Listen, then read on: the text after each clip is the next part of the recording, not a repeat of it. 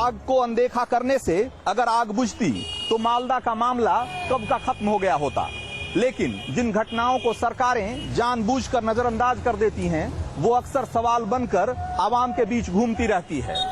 जैसे आजकल social media में मालदा घूम रहा है, फिर उस सवाल का जवाब भी लोग अपनी सुविधा और फायदे के हिसाब से देते रहते हैं, जैसे आजकल सियासी पार्टियां मालदा को लेकर दे रही हैं। नमस्कार, मैं हूं रंजीत कुमार और ऑन द स्पॉट में आज इसीलिए मालदा के सच की पड़ताल। 3 जनवरी को कलियाचक में हुई घटना से उठे सवाल अब भी सुलग रहे हैं, जिसकी आग में टीएमसी और बीजेपी दोनों को वोटों की गर्माहट महसूस हो रही है। लेकिन वोटों के गुणागणित से परे भी मालदा के कई चेहरे हैं जिसका सच सामने आना जरूरी है। कलियाचक में ये रैली इदारा शरिया नाम के संगठन बुलाई थी। पैगंबर मोहम्मद के खिलाफ एक स्वयंभू हिंदू नेता कमलेश तिवारी के बयान के विरोध में। बयान के करीब महीने भर बाद बंगाल के एक छोटे से कस्बे में इतनी बड़ी तादाद में लोगों का जुटना चौंकाने वाला था, और जो रैली के दौरान हुआ उसकी तो कल्पना भी नहीं की गई थी। भीड़ ने कलियाचक थाने को आग के हवाले कर दिया। पुलिसिया रिकॉर्ड जलाकर खाक कर दिए गए, दर्जनों गाड़ियां जला दी गई, पास के हिंदू बस्ती को भी निशाना बनाया गया। कलियाचक थाने की इमारत पर नीला और सफेद रंग चढ़ा दिया गया है, लेकिन धरती पर जले के निशान और हवा में जलने की गंध अब भी मौजूद है। ममता सरकार कलियाचक की घटना को लेकर कार्रवाई करने में चाहे जितनी सुस्त रही है, लेकिन इस घटना के निशान मिटाने को लेकर उसकी तेजी देखने लायक है। 3 जनवरी को ये पूरा थाना जलाकर खाक कर दिया गया था, लेकिन 2 हफ्ते के भीतर रंग रोगन करके इसे ऐसा बना दिया गया है जैसे कभी कुछ हुआ ही नहीं हो। वैसे ठीक भी है, सरकारी सिस्टम के माथे से कालिख जितनी जल्दी छूटे उतना ही बेहतर। लेकिन ये कालिख सिर्फ इमारतों पर रंग रोगन चढ़ाने से नहीं छूटेगी। इसके लिए जरूरी है कि उन लोगों के खिलाफ कार्रवाई हो जिन्होंने सरकारी सिस्टम के माथे पर कालिख पोती थी। लेकिन इस मामले में पुलिस कार्रवाई ऐसी है कि सालों से थाने से सटे बलिया डांगा में रहने वाले भानु चौधरी आज एक कहने से नहीं हिचकिचाते कि ये इलाका अब रहने लायक नहीं रह गया है। उन्मादी भीड़ ने भानु चौधरी की बेटी पर भी हमला किया था। FIR किया आपने? FIR हम नहीं किया। अच्छा, क्यों? जी देखिए, क्योंकि यहाँ का कोई FIR नहीं किया। अच्छा, पर्सनली हम नहीं कर सकते। तो आप भी डरते हैं ना फिर तो? 100% डरते हैं। जब प्रशासन डरता है तो हमको कहाँ पर है? हाँ। प्रशासन अगर भाग जाएगा तो हम कौन सा राष्ट्र साहब है? हाँ। हम तो हथियार नहीं रहते, हम तो एंटी सोशल आदमी नहीं है। हाँ। नॉर्मल पब्लिक है हम। हाँ। तो डर से आप FIR नहीं किए? FIR करने के लिए डरते हैं, FIR हम नहीं करेंगे। FIR नहीं करेंगे ना, अगर किए भी होंगे हम उसको विड्रॉ करेंगे।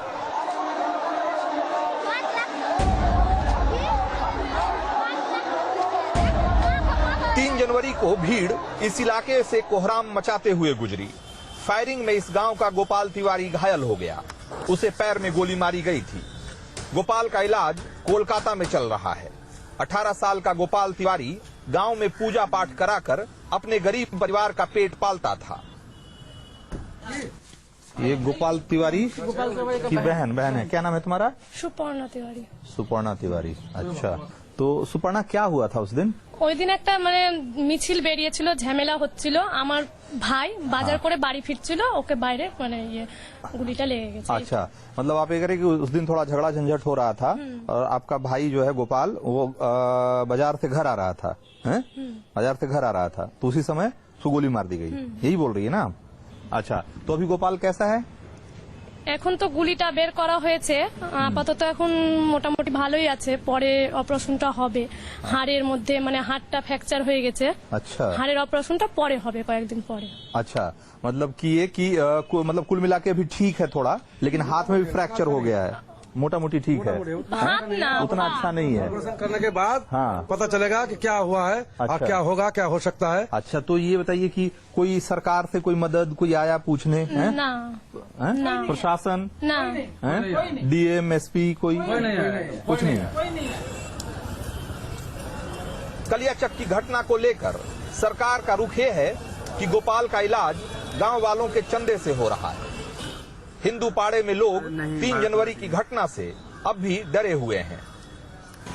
तो आपकी ज्वेलरी की दुकान है? हाँ ज्वेलरी दुकान में अच्छा, तो दो ताला तोड़ दी से ताला तोड़ दिए? हाँ, बोर्ड तोड़ दिए? बोर्ड तोड़ दिए, अच्छा टेलीफोन लाइट काट दिया, अच्छा, टेलीफोन की लाइन काट दी? हाँ, कलिंग बेल का स्विच लाइट, अच्छा सब कुछ ये है ना सब।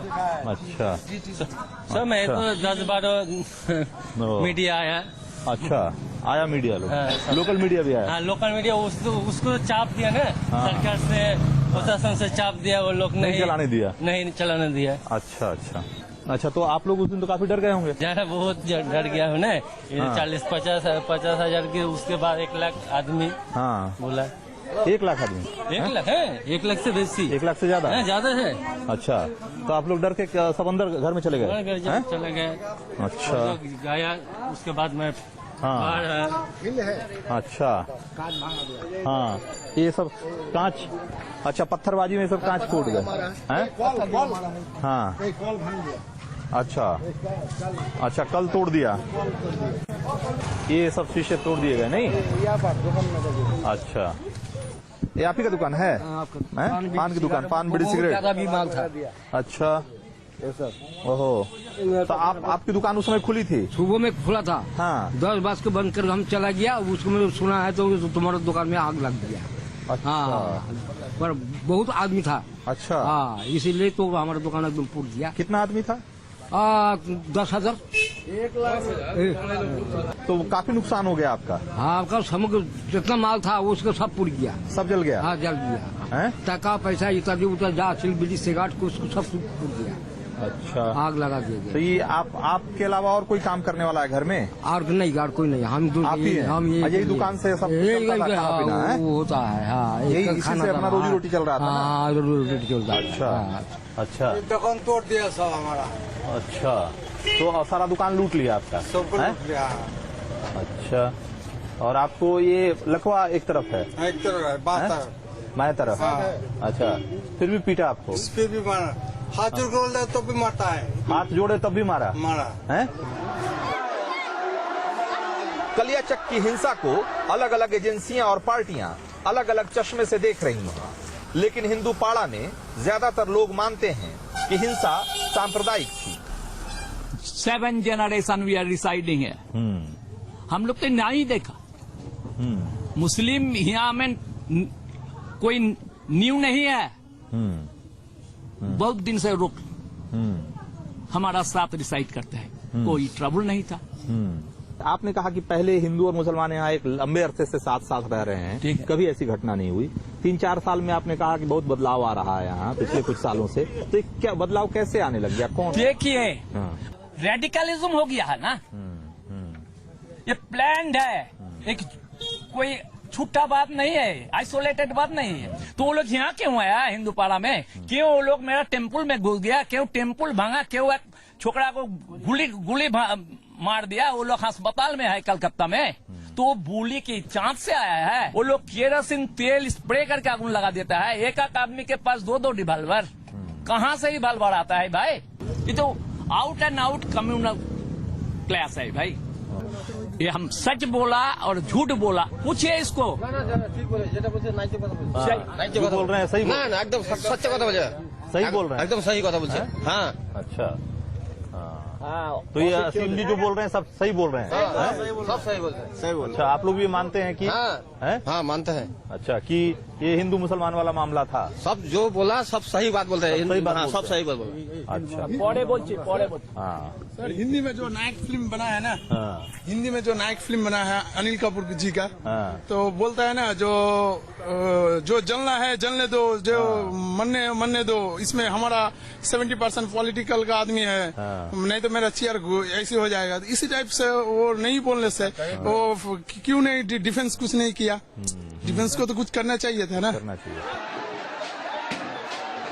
कलियाचक की घटना सांप्रदायिक थी क्योंकि यहाँ लोग एक सांप्रदायिक नारे के तहत इकट्ठा हुए थे, लेकिन ये हिंसा सांप्रदायिक थी ऐसा कहना जल्दबाजी होगी। 1.5 लाख की भीड़ का मकसद अगर दंगा फैलाना होता तो हिंदू पाड़े की तस्वीर कुछ और होती। इनका असली निशाना कलियाचक थाना था, क्योंकि इस थाने में बांग्लादेश के रास्ते होने वाली स्मगलिंग के सिंडिकेट का पूरा रिकॉर्ड मौजूद था। यहाँ अफीम की खेती, हथियारों की स्मगलिंग, और जाली नोटों के धंधे में शामिल लोगों का रिश्ता सत्ताधारी पार्टी से भी है और विपक्ष से भी। आने वाले विधानसभा चुनाव के मद्देनजर 10 जनवरी को इसकी रिपोर्ट इलेक्शन कमीशन को सौंपी जानी थी, लेकिन उससे पहले ही 3 जनवरी को प्रदर्शन के दौरान थाने को फूंक दिया गया। सारे रिकॉर्ड चुन चुन कर जला दिए गए।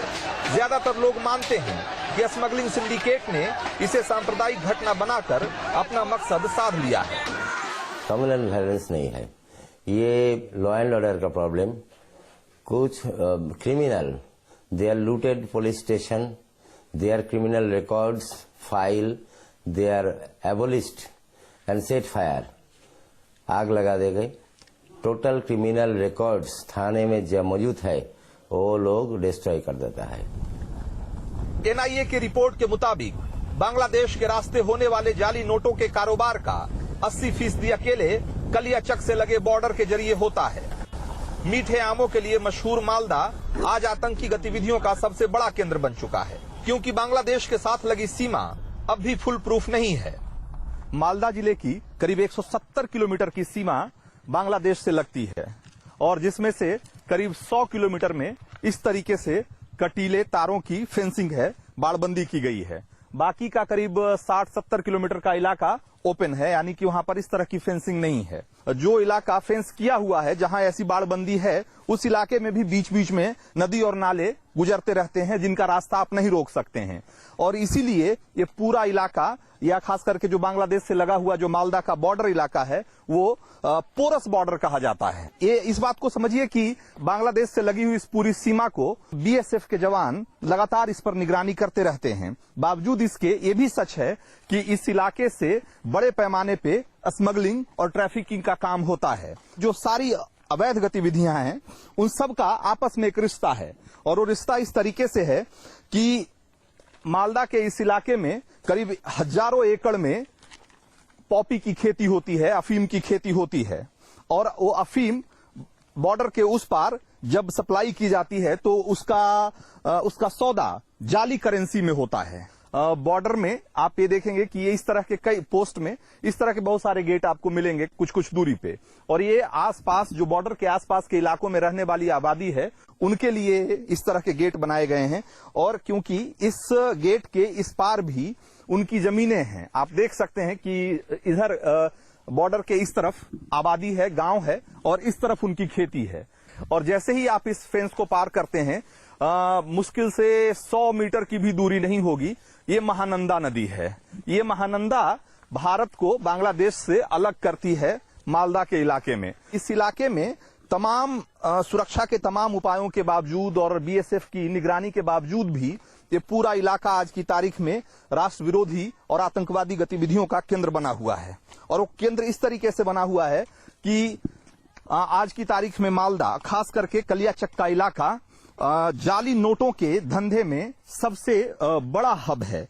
एनआईए की एक रिपोर्ट के मुताबिक आप ये समझिए कि पाकिस्तान की आईएसआई एजेंसी जो बांग्लादेश के जरिए भारत में जाली नोट भेजती है, उसका करीब 80% अकेले कलियाचक से के रास्ते भारत में आता है। तो भारत और बांग्लादेश के बॉर्डर का एक दूसरा पहलू है, वो इस बॉर्डर के आसपास रहने वाली आबादी। उसके बारे में भी आपको समझना होगा, और उसको समझे बगैर आप ये समझना मुश्किल है कि आखिर बॉर्डर को पोरस क्यों कहा जाता है और बॉर्डर के आर पार स्मगलिंग या चीजों की हेराफेरी का काम जो है इतना आसान क्यों हो जाता है। तो ये आप ये समझिए कि क्या नाम है आपका? आलोका। आलोका। तो आलोका, आप गई थी नदी के नदी में नहाने गई थी, स्नान करने गई थी। अच्छा, ठीक है। तो ये आलोका नदी में स्नान करके लौट के आ रही हैं, और ये इस गेट से अब यहाँ आकर के इनको क्या करना होगा?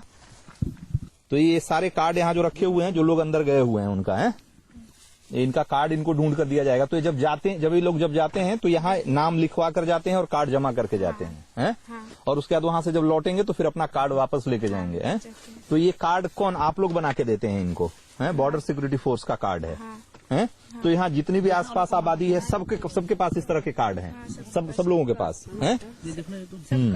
तो आप ये समझिए, आलोका मंडल की तरह सैकड़ों लोग हैं जो एक पोस्ट से रोज उस तरफ बॉर्डर के उस पार, फेंसिंग के उस पार जाते हैं अपने अलग अलग काम के लिए, चाहे किसी को नदी में स्नान करना हो या खेती बाड़ी का काम हो, इसके अलग अलग कामों के लिए लोग जाते आते रहते हैं।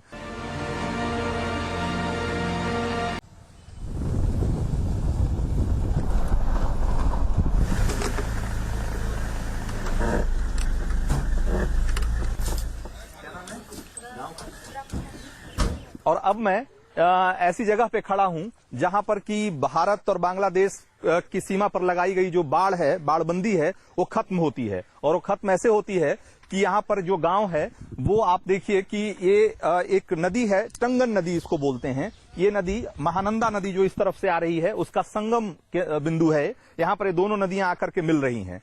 अब इस टंगन नदी के उस पार भी भारत की आबादी है और इस पार भी है, और महानंदा के उस पार बांग्लादेश का इलाका है। अब आप इस बात को समझिए कि ये जो आप बाढ़ देख रहे हैं, अब इसके आगे नदी में बाढ़ लगाना मुश्किल था, तो अब करीब 1.5 किलोमीटर का हिस्सा ऐसा है जहां पर कि ऐसा बाढ़ नहीं लगाया गया है। और उसकी वजह नदी भी है, और दूसरी बात कि जो नदी के उस पार गांव है वहां पे बाढ़ लगाने की जगह भी नहीं है, जमीन भी नहीं मिल रही है, क्योंकि जो आबादी है, गांव की आबादी वो नदी के करीब करीब एकदम मुहाने तक आ गई है, एकदम किनारे तक आ गई है, जिसकी वजह से बाढ़बंदी का काम करीब 1.5-2 किलोमीटर में नहीं हो पाया है।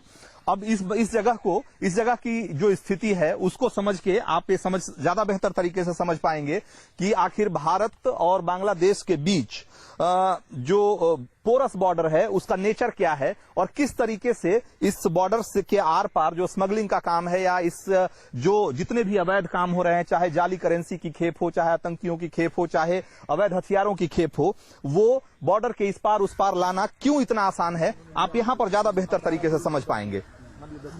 यहाँ पर लोग नाव से ज्यादातर इस पार से नदी पार करते हैं, और हमें अभी ये बताया गया कि नदी के उस पार भी भारत की खेती है, और कई लोग जिनकी खेती उस पार है, जिनको पट्टे पे दी जाती है हर साल, वो इस तरीके से नाव में भारत का झंडा लगाकर उस पार जाते हैं और अपनी खेती करके वापस लौट आते हैं। ये ठीक बात है कि वो जब जाते हैं तो उनको यहाँ पे एंट्री करनी पड़ती है, एंट्री करके उसके बाद वो नाव से जाते हैं और फिर नाव से चले आते हैं। तो अपनी तरीके से देखा जाए तो बीएसएफ इसकी कोशिश कर रही है कि जो लोग यहाँ से जाते हैं, नदी उस पार जा रहे हैं खेती बाड़ी के लिए, फेंसिंग नहीं है उसके बावजूद भी उनका पूरा रिकॉर्ड रखा जाए यहाँ पे। बावजूद इसके आप ये समझिए कि ये यहाँ पे फिर भी लोगों का अवैध तरीके से या अनऑथराइज्ड तरीके से सीमा के आर पार होना कितना आसान है। बाकी और भी कई दूसरे तरीके हैं जो कि जिसके जरिए स्मगलिंग का काम होता है, और यही वजह है कि मालदा आज की तारीख में, या यूं कहें कि बांग्लादेश से लगी हुई सीमा, भारत की सीमा एक पिछले कुछ सालों से टेरर हब के रूप में, एक टेरर बेड के रूप में और एंटी नेशनल एक्टिविटीज के केंद्र के रूप में उभर कर सामने आई है। बीएसएफ सीमाओं की निगरानी के साथ साथ अफीम की खेती करने वालों के खिलाफ भी कार्रवाई करती है। पिछले कुछ महीनों से एनआईए और एक्साइज की मदद से बीएसएफ ने अफीम की सैकड़ों एकड़ खेती को बर्बाद किया है। ऐसे में ममता बनर्जी ने बड़ी चालाकी से कलियाचक की घटना को बीएसएफ और स्थानीय लोगों के बीच की लड़ाई करार दे दिया।